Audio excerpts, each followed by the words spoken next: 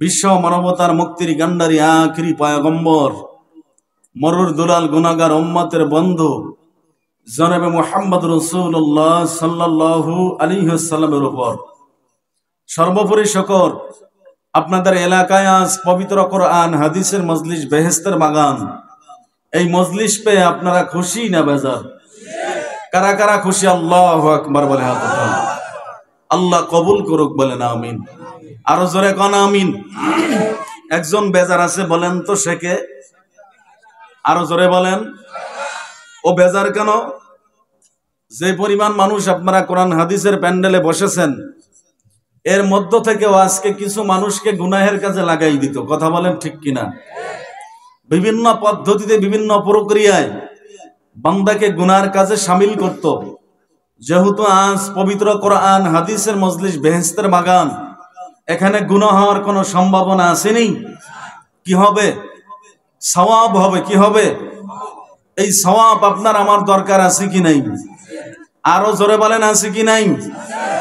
পবিত্র কোরআন হাদিসের মজলিস এমন এক দামি মজলিস, এই মজলিসে সকলে আসতে পারে না, বসতে পারে না। এই অফুরন্ত নেয়ামতের হকদার হতে পারে না, ভাগীদার হতে পারে না।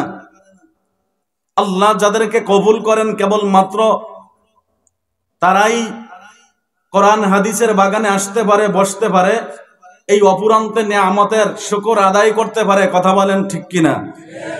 আমার ভাইয়েরা, কঠিন কিয়ামতের মুসিবতের দিন একটা নেকের জন্য মানুষ হয়রান পরেশান হয়ে যাবে। বাবার কাছে সন্তান যাবে, সন্তানের কাছে বাবা যাবে, মায়ের কাছে সন্তান যাবে, সন্তানের কাছে মা যাবে, স্বামীর কাছে স্ত্রী যাবে, স্ত্রীর কাছে স্বামী যাবে, শুধু এক টুকরা নেকের জন্য। সেদিন কেউ কাউকে নেক দিবে না। দিবে নাকি? ওদিন আপন হবে কে? আরো জবান খুলে বলেন কে? আমার ভাইয়েরা, একটা নেক সেদিন কেউ দিবে না। আর আজকে আমরা যারা কোরআন হাদিসের বাগানে বসতে পারছি, আসতে পারছি, যারা এখনো আসবো, আমাদের প্রত্যেকের আমল নামায় যদি আমরা শেষ পর্যন্ত মোনাজাত পর্যন্ত থাকতে পারি, আমাদের আমল নামায় কমপক্ষে 50 লক্ষ নেকির কম জমা হতেই পারে না। কত লক্ষ নেকি? 50 লক্ষ নেকি। আজকে যদি বসতে পারি, শেষ পর্যন্ত থাকতে পারি, কমপক্ষে 50 লক্ষ নেকি নিয়ে বাড়ি যেতে পারবো ইনশাআল্লাহ।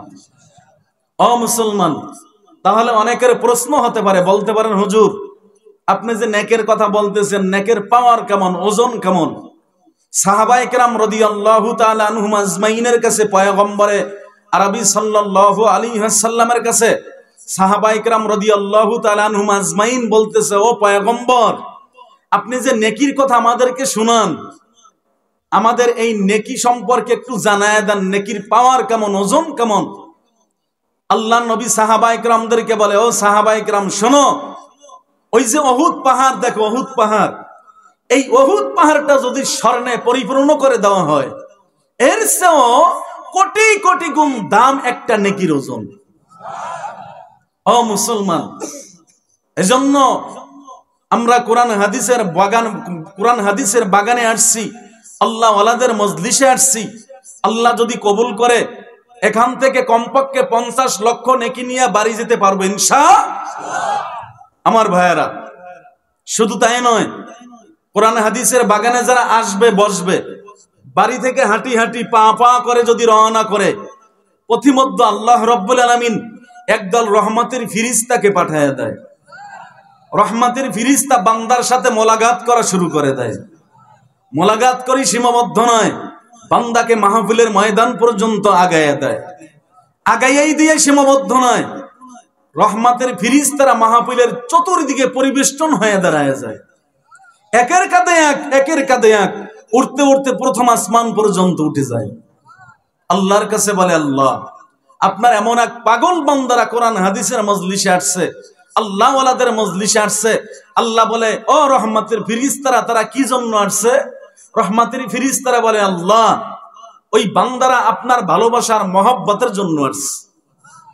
আল্লাহ বলে, রহমতের ফিরিস্তারা তোমরা সাক্ষী থাকো, যে বান্দা আমি মালিকের ভালোবাসার মহব্বতের জন্য আসছে, ওই বান্দার তামাম জীবনের গুনাহগুলো আমি আল্লাহ মাফ করে দিলাম।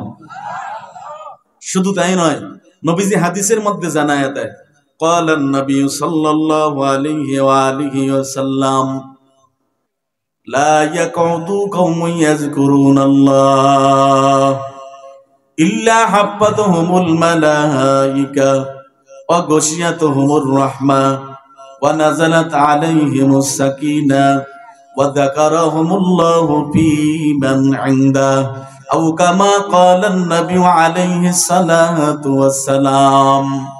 আল্লাহর নবী জানায়া দেয়, শোনো, যদি কোনো এলাকার লোক, যদি কোনো বাড়ির লোক, যদি কোনো গোত্রের লোক একাত্র হইয়া কোরআন হাদিসের মজলিসে বসে, জিকিরের মজলিসে বসে, আল্লাহ পাক রব্বুল আলামিন ওই মজলিসটাকে রহমতে ভরপুর করে দেয়। জোরে কোন সুবহানাল্লাহ। শুধু তাই নয়, মুহাম্মদ আরবি সাল্লাল্লাহু আলাইহি ওয়াসাল্লাম জানায় দেয়, শোনো, শুধু রহমতে ভরপুরই হয় না, ওই রহমতে ভরপুরই হয় না, ওই মজলিসের প্রতি আল্লাহর কুদরতি খাজিনা নাজিল হতে থাকে। জোরে কোন সুবহানাল্লাহ। এর যুবক আল্লাহর গোলাম, যারা এখনো দোকানপাটে রাস্তাঘাটে ঘোরাফেরা করতেছ, রে যুবক, আয় কোরআন হাদিসের মজলিসে, আয় আল্লাহ ওয়ালাদের মজলিসে। আল্লাহ যদি কবুল করে রে ভাই, মুহূর্তের মধ্যে দিলটারে পরিবর্তন বানায় দিতে পারে কি পারে না? কে পারে? কে? জবান খুলে আল্লাহরে ডাক দেন আল্লাহ, আরো জোরে ডাক দেন আল্লাহ। একটা কথা ভালো করে মনে রাখবেন, যে সন্তান মাকে মা বলতে লজ্জা পায়, যে সন্তান বাবাকে বাবা বলতে লজ্জা পায়, ওই সন্তান মা বাবার গ্রহণযোগ্য সন্তান হতে পারে না। আর যে আল্লাহর বান্দা আল্লাহকে আল্লাহ বলতে লজ্জা পায়, ওই আল্লাহর বান্দা আল্লাহর প্রকৃত বান্দা হতে পারে না। কথা কোন ঠিক কিনা? এরে বান্দা, আল্লাহকে আল্লাহ কইয়া ডাক দিতে কোনো লজ্জা আসেনি। মার্কা বলার সময় যখন নির্বাচন আসে, তখন তো জোরে জোরে মার্কা বলে, চিল্লিয়া কণ্ঠ ফাটাইয়া বলেন, কথা কয় না, আসেনি? হায় রে হায়, পাবলিক এক কাপ চায়ের জন্য আর 100 টাকা একটা কালো নোটের জন্য গলা চিল্লিয়া ফাটাইয়া আলে। কিন্তু আল্লাহ যে এত সুন্দর কণ্ঠদান করছেন, আল্লাহকে আল্লাহ বইলে ডাক দিতে আমাদের লজ্জা হয়। কথা কয় না? আল্লাহ বলে জোরে ডাক দান, এখনো লজ্জা করতেছে, বুঝতেছি। জোরে ডাক দান, আরো জোরে ডাক দান আল্লাহ, আরো জোরে ডাক দান আল্লাহ। আল্লাহ আল্লাহ क्या मुबारक नाम है, अल्लाह अल्लाह आशिकू का काम है, अल्लाह अल्लाह तू मेरा माशूक है, अल्लाह अल्लाह तू मेरा माबूद है, या इलाही मुझसे मुझको दूर करो, ताकि देखो मुझ में तुझको एक नजर। अल्लाह अकबर। কার নামের মধ্যে মজা? আরো জোরে ডাক দিয়ে কর, কার নামের মধ্যে মজা?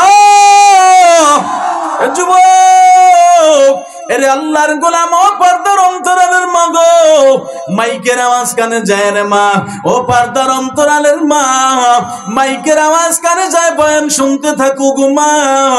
আল্লাহ যদি কবুল করে, মুহূর্তের মধ্যে দিলটারে পরিবর্তন করিয়া দিয়া, গুমরাহির মালাটা খুলিয়া দিয়া, আমার আল্লাহ হেদায়েতের মালা গলায় পরা দিতে পারে কি পারে না? একেবারে কে? জবান খুলে জোরে আল্লাহর ডাক দেন আল্লাহ।